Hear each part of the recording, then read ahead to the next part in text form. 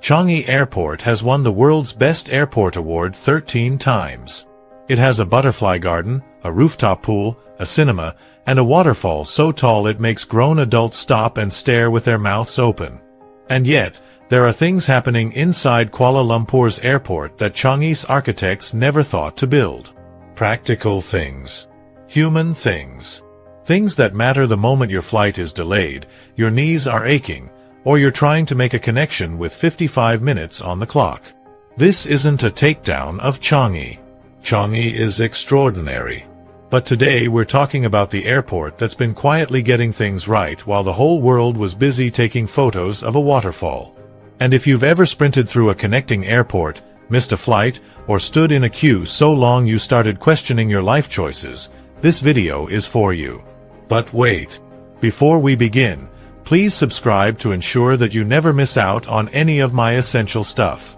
Comment, "I subscribe," below, and I will personally welcome you to our community. With that said, let's get started. Let me tell you about Margaret. Margaret is 67. Retired accountant from Melbourne. She's the kind of traveler who plans everything 3 months in advance, prints her boarding pass, and still manages to feel faintly anxious from the moment she leaves her front door. 2 years ago, she flew through Changi Airport on her way to London.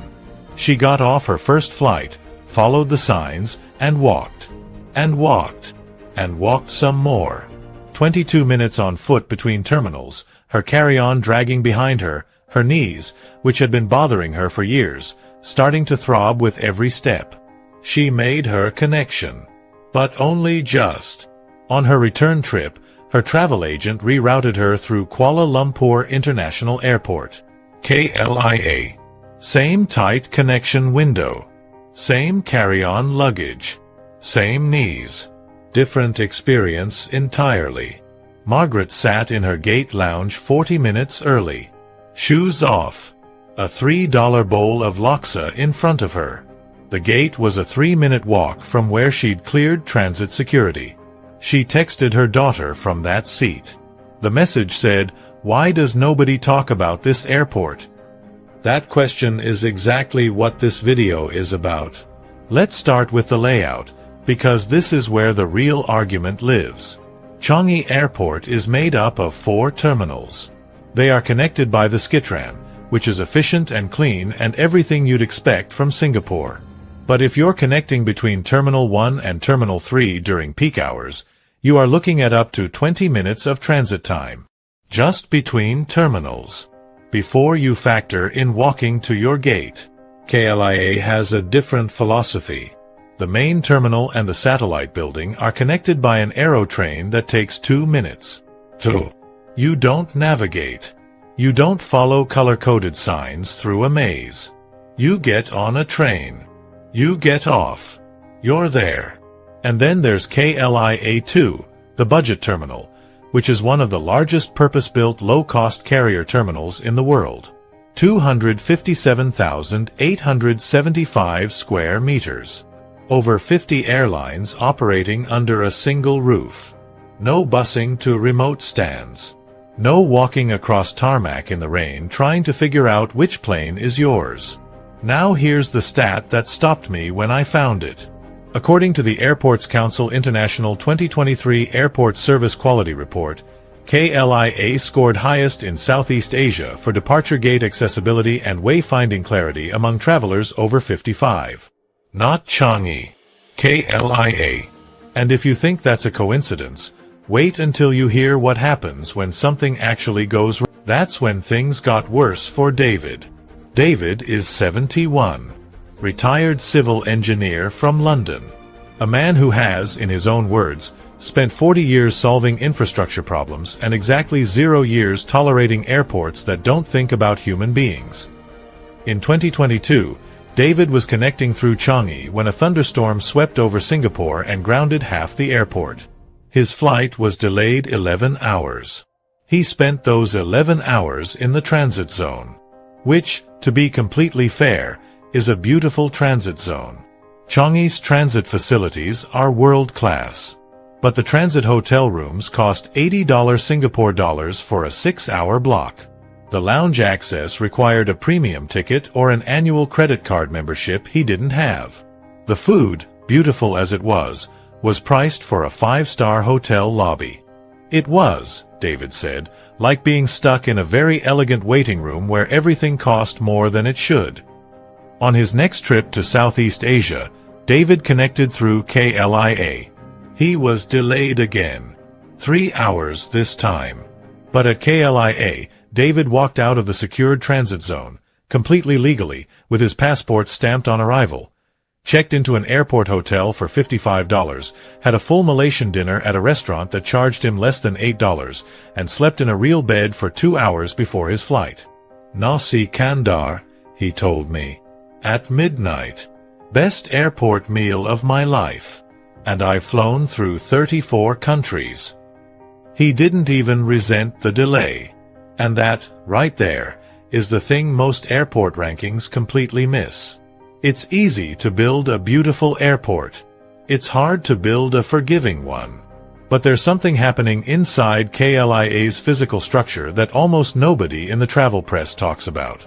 And once you see it, you'll never look at airport architecture the same way. KLIA was designed by Japanese architect Kisho Kurakawa, the same visionary behind the Kuala Lumpur City Centre master plan. His design philosophy was called, and I want you to hear this phrase, symbiosis between nature and technology. Walk into KLIA's satellite terminal today and you will find a living, breathing indoor rainforest. Full tropical trees. Some reaching 15 meters high. Natural light flooding through a geometric glass ceiling. The air is different in there. Cooler. Quieter. Like stepping into a park that someone accidentally built inside an airport. That forest has been there since 1998. Changi's famous indoor gardens, the ones that get photographed millions of times a year, came later. Changi deserves enormous credit for what it built. But the idea of nature inside a terminal? KLIA was there first. And here's the infrastructure reality that explains everything about the future of both airports. KLIA sits on 100 square kilometers of land. One of the largest airport land reserves in the world. A third runway has already been zoned and approved. There is room, literal, physical room, to grow. Singapore is 728 square kilometers total. The entire country. And Changi's long-planned Terminal 5, which was supposed to double the airport's capacity, has been delayed multiple times. As of the latest reports, the earliest realistic completion is the mid-2030s. Land is the one thing Singapore cannot manufacture fast enough. A 2022 analysis by Kappa Center for Aviation found that KLIA's underutilized capacity represents one of the most significant untapped aviation hubs in the entire Asia-Pacific region. Let that land. The world's most celebrated airport is running out of room. And the airport an hour to the north has space to build 3 more of itself. If you're a practical traveler, here's what to do with this information right now. The next time you're routing through Southeast Asia, price out a KL connection versus Singapore. Because KLIA handles more AirAsia routes than any other airport on Earth. The fare difference on a KL connection versus a Singapore connection can run anywhere from $200 to $600. That's real money. But here's the question that's been nagging at me through all of this. If KLIA has the space, the design, the accessibility, the forest, if it delivers a better practical experience for the majority of everyday travelers, why does Changi keep winning? The answer is going to make you uncomfortable. Changi doesn't just run an airport. It runs a narrative. And KLIA has been losing the story war for 25 years. Think about this. Changi's Jewel Terminal cost $1.7 billion Singapore dollars to build. It has a rain vortex, the world's tallest indoor waterfall, that falls 5 stories through the center of a glass dome surrounded by 2,500 trees and 100,000 plants. It is, without any exaggeration, one of the most photographed structures in Asia. It is also, and I say this with complete respect, a marketing machine disguised as an airport terminal. Singapore's tourism board, its national airline, its international reputation as a global business hub, all of it is stitched into the Changi brand. When a travel journalist lands at Changi for the first time, they don't write about the gate accessibility or the transit hotel pricing. They write about the waterfall. They post the waterfall. The waterfall goes on social media. The waterfall wins awards. The waterfall is not the airport, but the waterfall becomes the airport in the public imagination. KLIA has no waterfall moment. When Margaret tried to explain KLIA to her friends back in Melbourne, the spaciousness, the easy connection, the affordable lounge, the laksa at the gate, she said they looked at her like she described a very good car park. I couldn't make them feel it, she told me. And that's the problem, isn't it? Changi makes you feel something the second you walk in. KLIA makes you feel something 40 minutes into your connection when you realize everything went smoothly and you don't know why. That is the deepest truth in this entire video. Changi sells an experience.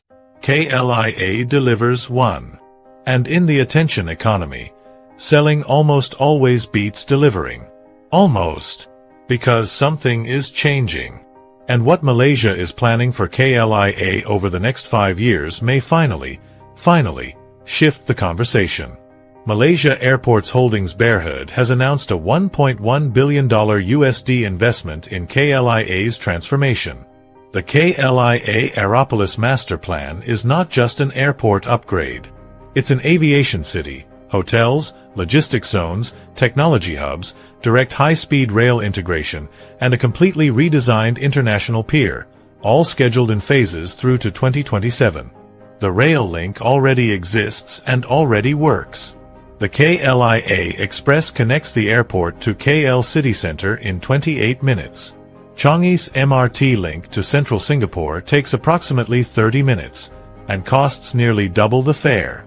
KLIA handled 48.7 million passengers in 2023.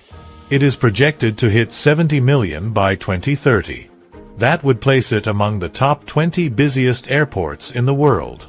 70 million passengers. In an airport with room to grow. With a cost structure that keeps fares lower. With a transit experience that, for everyday travelers, for the Margarets and the Davids of the world, actually works. Here's what you can do with all of this right now. If you're routing through Southeast Asia, seriously price out a KL connection. The savings are real. The transit experience, especially for a short connection, is genuinely underrated.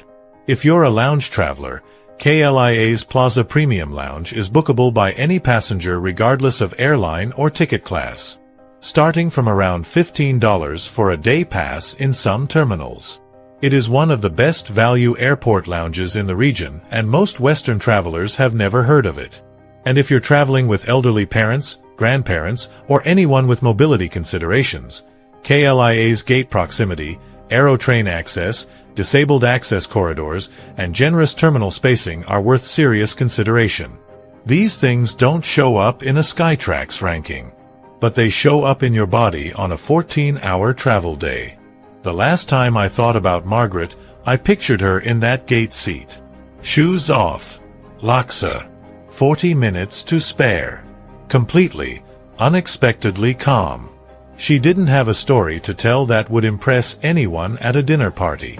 She couldn't describe a waterfall or a butterfly garden or a rooftop pool. She just had an easy journey. And I've been thinking about how rare that is. How completely underrated it is.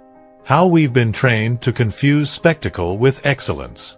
How a $1.7 billion waterfall can win a narrative war against an airport that quietly, consistently, affordably, works.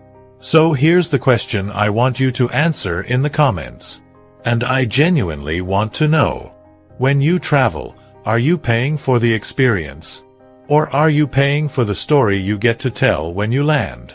Because I think how you answer that question says more about modern travel, and maybe about modern life, than any airport ranking ever could. Drop your answer below. I read every one.